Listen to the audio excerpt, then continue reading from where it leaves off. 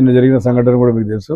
ఎవడో కూడా మిస్క్రింట్ ఎవడో పనికి మానడం వాడు వచ్చి ఆ పార్టీ వాళ్ళు మా పార్టీ అంటారేమన్నాడు. తలకాయ పలుకుంటే మా పార్టీ మీ పార్టీ వాడెవడో వాడు ఇద్దరు కలిసి లేకపోతే కింద పడతాడు కదా. తెలుగుదేశం వాళ్ళ అభిమానులు పార్టీ అభిమానులు లేరా? వైకాపా పార్టీ అభిమానులు లేరా? అందరు వీడియోలు తీసి పంపించినప్పుడు మీరేం చేస్తున్నారు?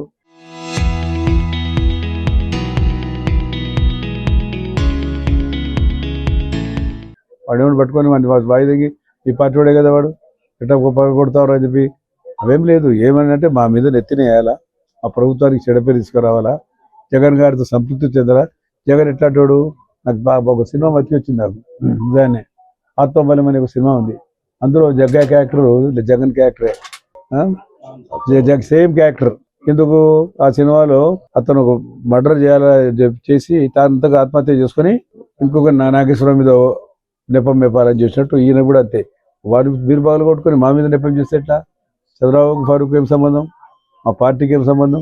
అంటే దుష్ప్రచారం చేసి తెలుగుదేశం పార్టీకి తెలుగుదేశం పార్టీ అపాస్తుపాలు చేస్తే రాష్ట్ర వ్యాప్తంగా రాజశేఖర గారి విగ్రహం నిందాలు తలకాయ తీసేశారు. కాబట్టి మేము బాధ్యతలైనట్టు మీరు బాధ్యత వహించాల్సింది మీ ఓడు, మీ ఎంబడి మా ఎంబడినాడా?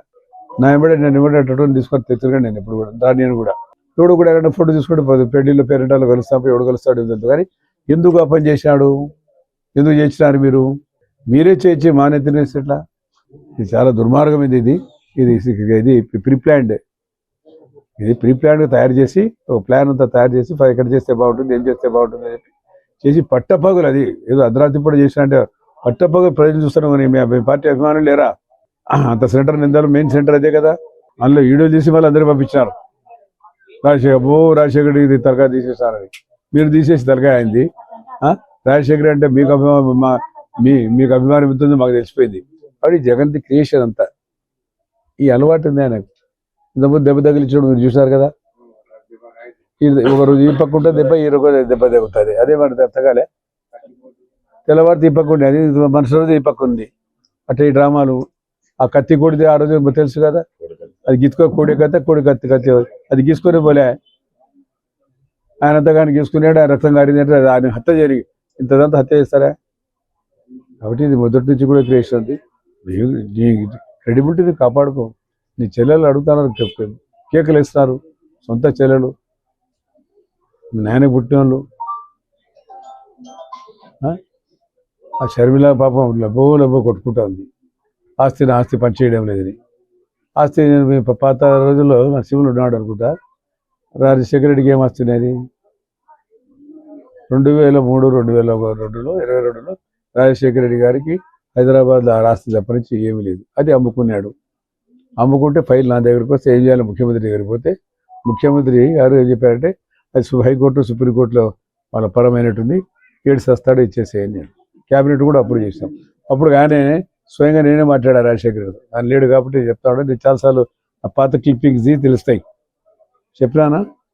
నేను ఆ రోజు ఆయన అన్నాడు అతను, ఓ 10,000 అయ్యానా గజానికి బాగుంటుంది కదా. బాగుండదు ఏమంటే నవాబు నా దగ్గర ఏముంది తెలుసు కదా, ఉంటే ఎందుకు అమ్ముకుంటా, నువ్వు ఇవన్నీ అన్నాడు. ఇప్పుడు ఏమైంది? వందల లక్షల వేల కోట్ల రూపాయలు పంచుకోవడానికి వచ్చింది. అదే ఎక్కడి నుంచి వచ్చింది చూడు. నేను ముఖ్యమంత్రి అయిన తర్వాత ఆ సబ్జెక్ట్ వస్తే సభ్యురెడ్డిని కూర్చోబెట్టి నా సబ్జెక్ట్ కాబట్టి నేను ఉండకూడదని చెప్పి మేము ఏ డ్రాఫ్ట్ రాసినా ఆ డ్రాఫ్ట్ని అప్లై చేసుకున్నాం. దానికి కాదని నేను అధికారం ఉందని.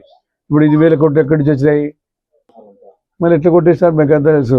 ఈయన జంత జగన్ గారు ఇవన్నీ చేసింది. ఇది వాస్తవం కాదు చెప్పమని రికార్డ్స్ ఉన్నాయి. అటు ఇవన్నీ అవసరం లేదు మనకు. ఎట్లా సంపాదించుకోవడం కదా. నేను జరిగిన సంఘటన గురించి నాకు బాధ అనిపించింది. మా మీద వేయడం మీద ఆయన ఇప్పమనేది నేను చాలా ఫీల్ అయినా. ఎందాలు శాంతియుతంగా ఉండే ఊరు ఇది, ప్రశాంతతను కాపాడాలా.